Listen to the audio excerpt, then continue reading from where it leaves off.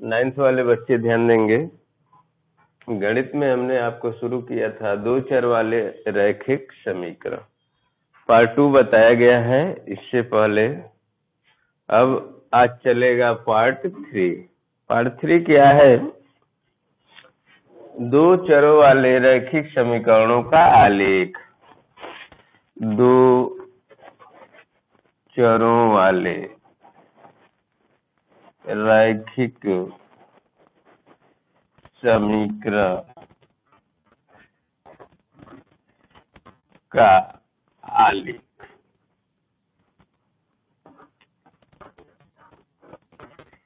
दो चरों वाले रैखिक समीकरण का आलेख यानी दो चर वाला अगर रैखिक समीकरण दिया है तो उससे हम एक ग्राफ खींचेंगे और वह ग्राफ कैसा होगा यही आपको जानना है इसमें। जैसे x + 2y बराबर 6। अब इसका हमको एक आलेख खींचना है।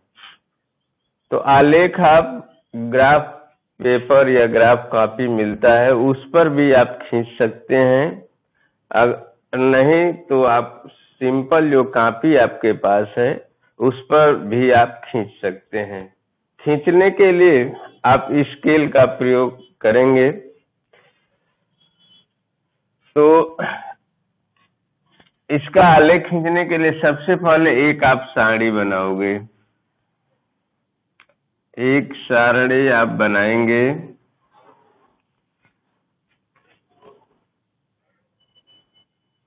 इसमें दो भाग, एक x और एक y।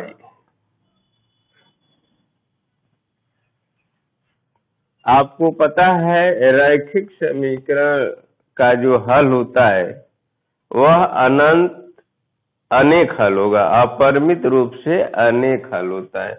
अर्थात x के हम कुछ मान ले लेंगे जिसके संगत y का मान आ जाएगा और उससे एक आप सारणी बना लोगे, कोई भी प्रश्न हो। अब x का मान हमने 0 ले लिया, तो x का मान अगर 0 यहाँ लिखा जाए तो y का मान क्या होगा?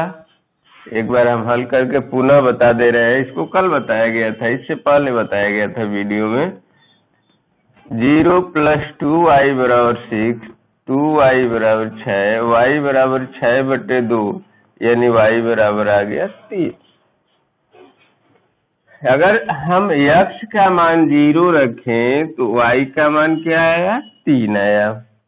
उसी तरह से x का मान यदि 2 रखा जाए, x का वैल्यू अगर 2 रखा जाए, आप 1 रख सकते हैं, ऋण 1 कुछ भी रख सकते हैं। आप अगर 1 रखेंगे तो 5/2 होगा, जो पॉइंट में आएगा 2.5, या 2 रखेंगे तो पूर्णांक आ जाएगा। जैसे देख लीजिए x का मान 2 तो 2 उधर जाएगा, 6 में से 2 गया 4 हो जाएगा, और 2y बराबर 4 तो y बराबर 4/2 यानी 2 हो जाएगा। अब x का मान, इसमें y का मान भी आप 0 ले सकते हैं, y का वैल्यू भी 0 ले सकते हैं। जब y का वैल्यू हम लेंगे तो x का मान प्राप्त हो जाएगा। तो y का मान अगर 0 ले लें तो x का मान क्या आ जाएगा? 6। आप कोई भी मान ले सकते हैं, स्वतंत्र है। वैसे x का एक मान 0 ले लीजिएगा कहीं भी, और एक बार y का मान 0 ले लीजिएगा, उससे आलेख खींचने में और आसानी होता है। अब इससे हम आलेख खींचेंगे इन बिंदुओं की सहायता। ये आपको बिंदु प्राप्त हो गया 0, 3, 2, 2, 6 जी। तो हम एक x अक्ष चतुर्थांश बना लेंगे। x अक्ष, ये y अक्ष, y डैश x। मूल बिंदु 0 के दाहिने तरफ धनात्मक संख्याओं को 1 2 3 4 5 6 इस तरह से अधिकतम 6 है, 6 तक आपको यह दूरियां समान होनी चाहिए। ये नहीं कि कम अधिक हो।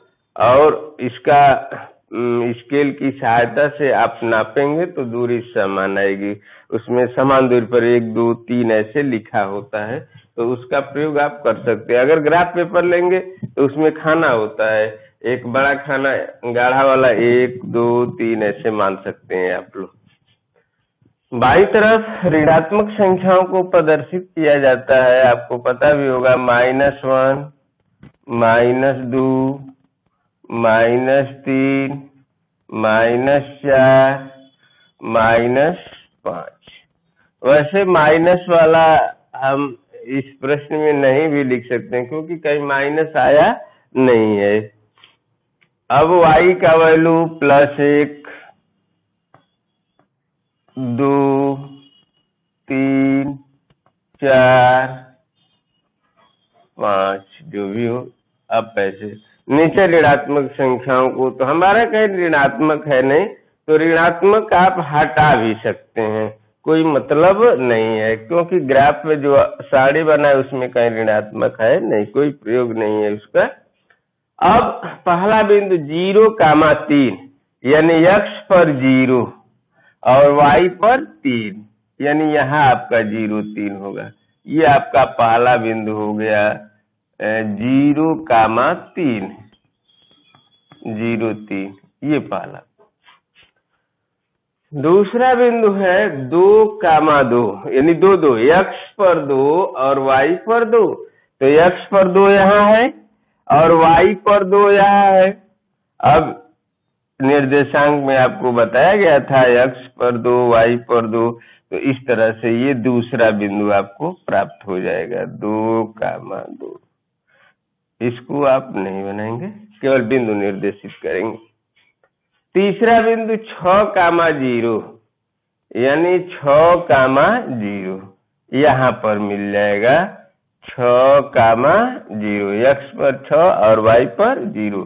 अब इन बिंदुओं को हम मिला करके जो है स्केल की सहायता से मिलाकर आगे बढ़ा देंगे, तो यह एक आलेख आपको प्राप्त होगा।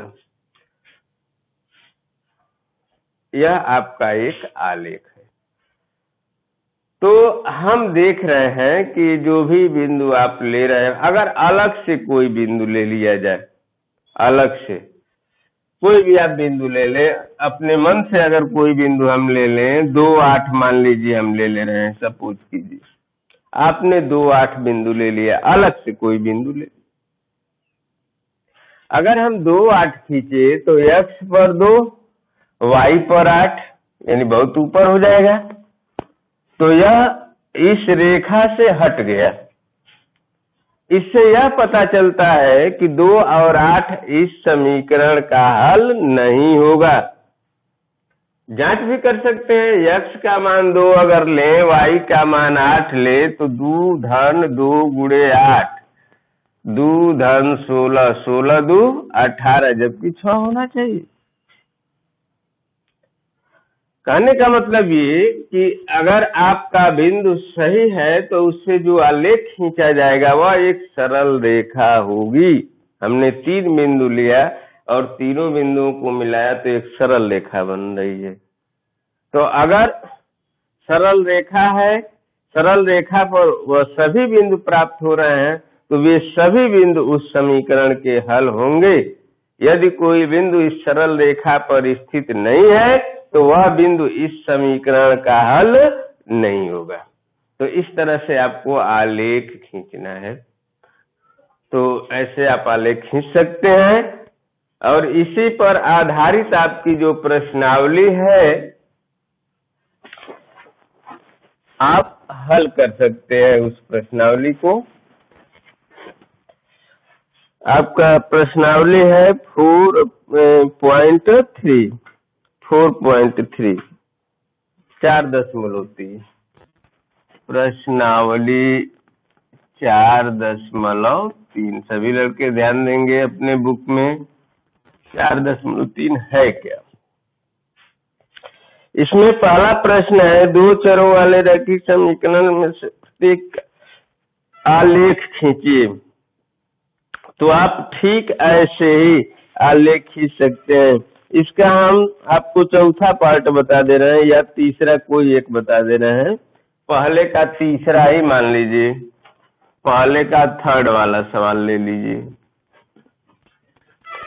तीसरा दिया है y बराबर 3x, y बराबर 3।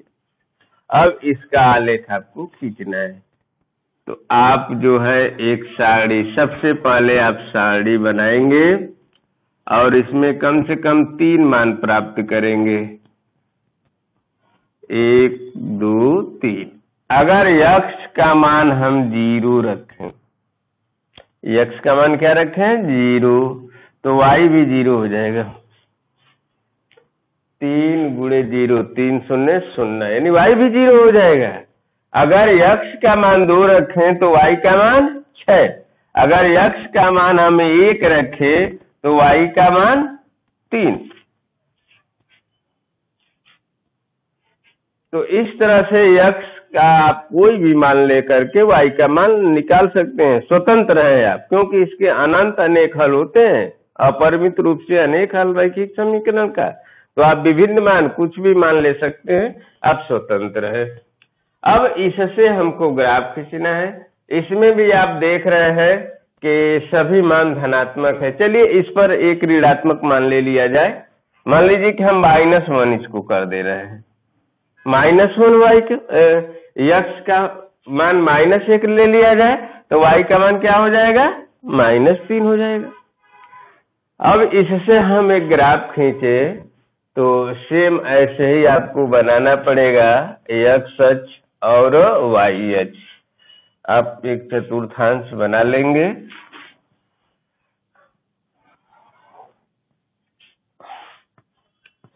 x dash y dash. अच्छा, अब इसमें x मूल बिंदु है, मूल बिंदु के दाहिने तरफ धनात्मक संख्याओं को ऐसे ही लिख दीजिए, 1 2 3 4 5 6। इसमें अधिकतम संख्या 6 तक लिख दीजिए, कोई दिक्कत। ऊपर 1 2 3 4 5 6, -1 -2 -3 -4 -5। उसी तरह नीचे भी कर दीजिए, -1 -2 -3 -4 -5। चलिए, ये सभी दूरियां जो हैं समान दूरी, बीच बीच में समान दूरी होना चाहिए, इस तरह से। अब पहला बिंदु 0 0 यानी मूल बिंदु होगा इसका, यानी यहाँ पर ये पहला बिंदु मिलेगा। दूसरा बिंदु है 2,6 यानी x पर 2 और y पर 6। ऐसे x पर 2 और y पर 6, यानी यहाँ पर ये हो गया आपका 2,6। तीसरा बिंदु क्या है, ऋण 1 ऋण 3, यानी x पर ऋण 1 y पर ऋण 3। तो ये ऋण 3 हो जाएगा और ये हो जाएगा ऋण 1। यहाँ पर बिंदु मिला है, ऋण 1 का मान ऋण 3। अब इनको मिला दिया जाएगा, तो इसमें भी एक सरल रेखा प्राप्त होगी AB। ऐसे तो इस तरह से अब हम जानते हैं, सभी लड़के ऐसे आप ग्राफ खींच लोगे। एक सबसे पहले एक सारणी बनाना आप लोग, और x के विभिन्न मान कुछ मान लेकर के y के संगत मान निकाल लीजिएगा तो उससे बिंदु आपको प्राप्त होगा 0, 0, 2, 6, ऋण 1, ऋण 3। और इन बिंदुओं की सहायता से आप ग्राफ खींच सकते हैं, बिंदु को निर्देशित कर सकते हैं। यहाँ लिख भी दे रहे हैं, अतः बिंदु 0, 0 ऐसे नोट भी आप कर सकते हैं, 2, 6, ऋण 1, ऋण 3। और इन बिंदुओं की सहायता से ग्राफ खींच सकते हैं। तो पहला प्रश्न यही आपको करना है 4.3 का। एक और देख लिया जाए दूसरा प्रश्न, प्रश्न नंबर 2। प्रश्न नंबर 2, क्वेश्चन नंबर 2 क्या है? बिंदु 2, 14 से होकर जाने वाली दो रेखाओं के समीकरण लिखे। इस प्रकार की और कितनी रेखाएं हो सकती हैं और क्यों? 2, 14 से होकर जाने वाली दो सरल रेखाएं लिखना है। 2, 14 का मतलब x का मान 2 और y का मान 14।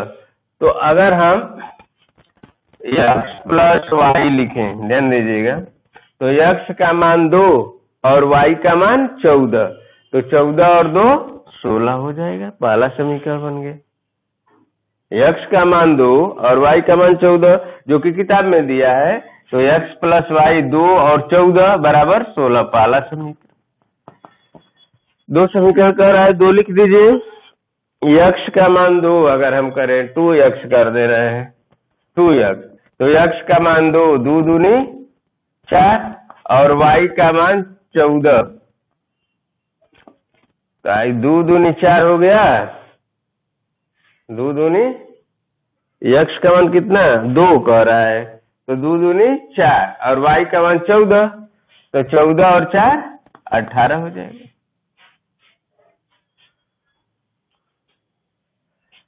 तो इस तरह से जो है आप समीकरण, तो अनंत समीकरण बना सकते हैं। अब इससे आप ग्राफ खींचेंगे तो एक सरल रेखा होगी और एक सरल रेखा पर अनंत बिंदु होते हैं, तो इसके कितने हल होंगे? अनंत अनेक हल होंगे। और आप इस प्रकार की कितनी रेखाएं हो सकती हैं, तो इस प्रकार की कितनी रेखाएं हो सकती हैं, तो अनंत रेखाएं हो सकती हैं। इससे आपको एक बिंदु प्राप्त होता जाएगा और उन बिंदुओं से आपको ये भी पता होगा कि एक बिंदु से अनंत रेखाएं खींची जा सकती हैं। एक बिंदु से कितनी रेखाएं खींची जा सकती हैं? अनंत रेखाएं। तो इससे अगर हम ग्राफ खींचें तो एक बिंदु प्राप्त होगा इन बिंदुओं की सहायता से, और एक बिंदु से अनंत रेखाएं खींची जा सकती हैं। तो इसका आंसर हो जाएगा अनंत रेखाएं खींची जा सकती। इस तरह से आपको लिखना है। प्रश्न नंबर 3, तीसरा बहुत आसान है। तीसरा लड़के अपने मन से भी कर सकते हैं। बिंदु 3, 4 समीकरण 3y बराबर ax प्लस 7 के आलेख पर स्थित है। 3y बराबर ax प्लस 7।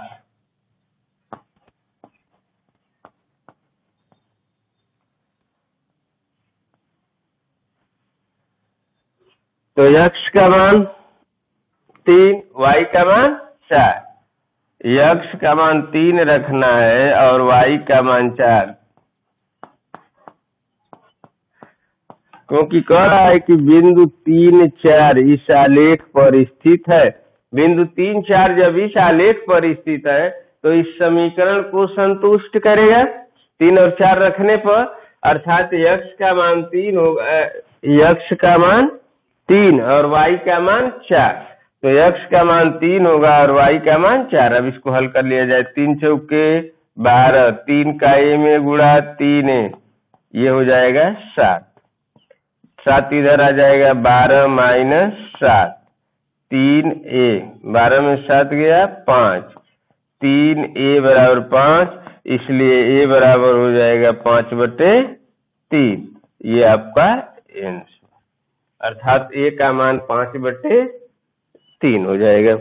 तो इस तरह से 4.3 का आप पहला, दूसरा, तीसरा, चौथा, पांचवा जितना प्रश्न आएगा उतना पहले कर लीजिएगा, ठीक है। और शेष जो है अगले वीडियो में हम आपको बता देंगे।